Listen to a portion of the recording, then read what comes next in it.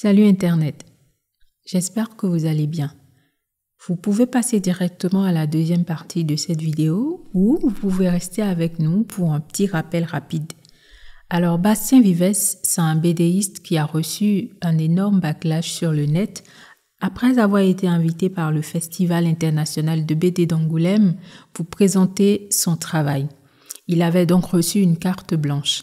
Cette nouvelle a soulevé d'énormes réactions à cause du type de dessin fait par ce jeune homme dans certains de ses livres, des livres qui avaient été publiés dans le passé et également des propos qu'il a tenus en ligne dans le passé. Dans un de ses BD, nommé La charge mentale, qui est un livre qu'il a écrit après la publication du roman BD La charge mentale de la BDiste Emma Clitt, on peut voir un père violer ses deux filles, dont deux enfants mineurs, sous les directives de leur mère. Dans un autre BD, il raconte l'histoire d'un petit garçon abusé par sa sœur aînée, elle-même victime de viol en groupe par des adultes. Il y a également une autre bande dessinée construite autour d'un garçon qui a un sexe énorme, ridicule, et qui est abusé à répétition par des femmes à cause de la taille de son sexe. Dans une interview accordée à Mademoiselle en 2017, Bastien Vives avait affirmé que l'inceste le faisait bander à mort et qu'il aurait aimé avoir une sœur pour pouvoir l'expérimenter. Il a également affirmé lors d'un passage sur un podcast que son intention est d'amener tranquillement le lecteur vers la pédocriminalité en le trompant sur la direction de ce qu'il lit pour soi-disant amener les gens à se questionner sur leurs envies. Bon, on peut aisément dire à partir de cette déclaration qu'il veut faire l'apologie de la pédophilie. Sinon, c'est quoi l'intention d'amener les gens à lire quelque chose qui est de l'ordre de la pédocriminalité? Il y a de la manipulation à ce niveau-là. Par rapport à Emma Clitt, il s'en est clairement pris à elle et au travail qui a été présenté. Il s'en est pas arrêté là. Il a également publié des propos assez inquiétants qu'il souhaite que l'enfant d'Emma Clitt, qu'il écrive un BD suicide et qu'ensuite qu'il soit saudé à chaque fois qu'il y aura un like sur sa publication. Clairement, il a des problèmes, ce jeune homme.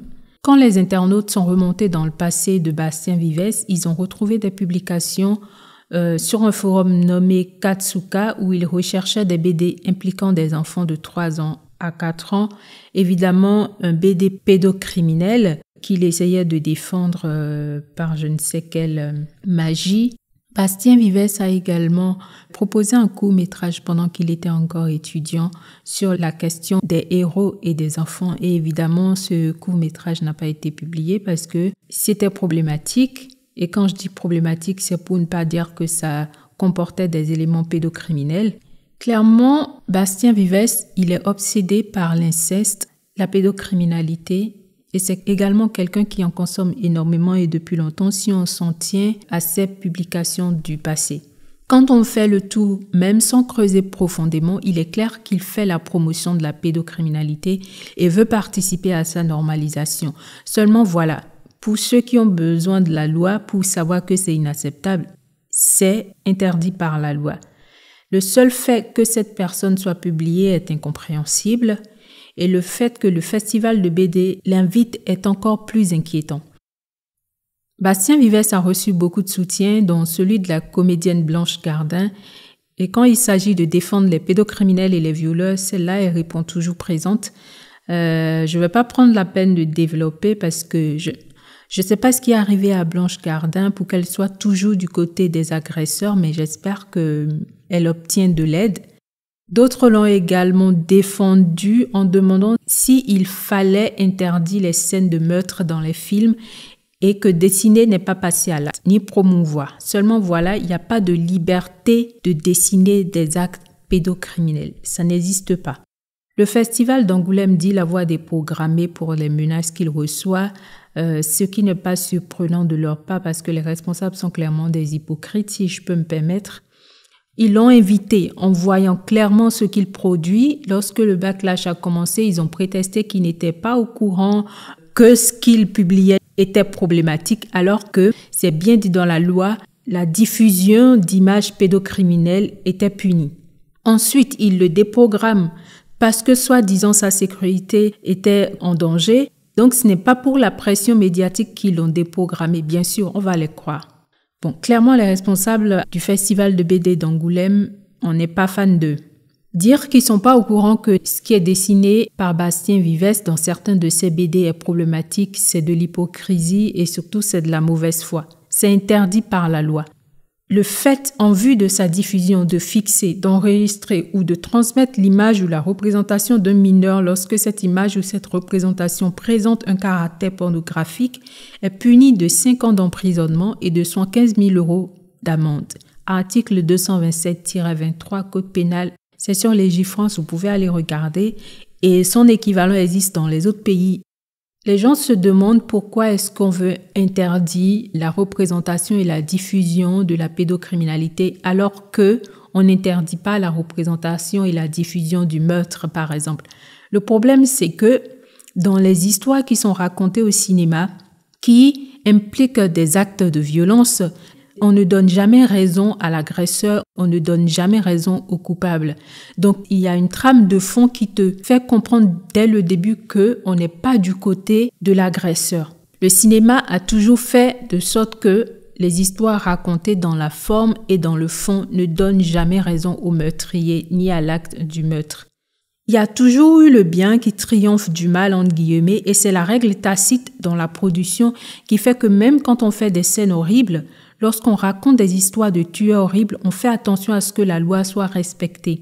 Et ici, il ne s'agit même pas d'une question morale. Il y a beaucoup de personnes qui sont tellement frileux quand on parle de moralité, comme si c'était quelque chose de ringard et de puant, mais c'est la morale qui a permis de construire, de faire évoluer la société dans une relative sécurité. Donc, le fait que tant de gens soient crispés par la question de la morale me pose problème. Et ici, il ne s'agit pas de morale religieuse ou spirituelle ou je ne sais pas quoi. Il s'agit de morale par rapport à la liberté de choix de tout le monde. Et quand on revient dans le cinéma, lorsqu'il y a le moindre doute sur la direction du film, les spectateurs ont toujours réagi avec beaucoup de véhémence. Donc, dire que les gens réagissent sur le net à cause de dessins un peu olé olé, c'est vraiment faire preuve de mauvaise foi. On peut prendre par exemple le film de Joker où l'acteur Joaquin Phoenix avait reçu, lui et le réalisateur, un énorme backlash parce que les cinéphiles n'étaient pas sûrs que le réalisateur dénonçait les actes du Joker. Je veux rappeler que le Joker, c'est un film qui est construit autour d'un personnage qu'on pourrait qualifier d'incel. Le film voulait que le public sympathise avec Arthur Fleck, le personnage incel qui a commis des meurtres. Qu'est-ce qui lui était arrivé dans le passé pour qu'il décide de commettre ces actes horribles, etc. Qu'est-ce qui pouvait conduire une personne à la folie? Il y avait cette approche qui jouait entre la sympathie et la dénonciation. En tout cas, ce n'était pas clair. Alors que la plupart des incels sont simplement des gens désagréables. Certains refoulent leur haine pour le monde jusqu'à ce qu'ils explosent. Et l'exemple le plus notable d'incels est Elliot Rodger qui, en 2014, a assassiné 6 personnes et blessé 14 autres près de l'Université de Californie du Sud, Santa Barbara, avant de se suicider. Pareillement avec les séries sur Jeffrey Dahmer et Ted Bundy où tout le monde s'est insurgé contre la glamourisation des tueurs en série. Donc dire que lorsque dans le cinéma il y a une approche qui ne condamne pas clairement les actes des meurtriers, personne ne réagit, c'est faux. C'est faux. Si la production de Bastien Vivès était une production sur le fil, mais qui était dans l'intention de dénoncer ce qu'il a dessiné, on peut comprendre, mais lui, ce n'est pas du tout son intention. Cette personne fait l'apologie de la pédocriminalité. Donc, dire qu'on peut filmer facilement des meurtres sans réaction et donc qu'on peut dessiner des actes pédocriminels est faux et archi faux. La BD de Bastien, ce n'est pas pour dénoncer. Lui, ce qu'il veut, c'est les glorifier. Il l'a dit lui-même et il assume. Il y a plein d'interviews en ligne, vous pouvez aller regarder. Je ne sais pas s'il faut le rappeler à des gens, mais il s'agit ici d'enfants, de bébés, de mineurs, et je ne comprends pas comment on peut trouver quoi que ce soit à dire pour défendre cette mère. Et puis, il y a le caractère militant de son travail où il essaie de normaliser, de banaliser, de défendre ce crime-là.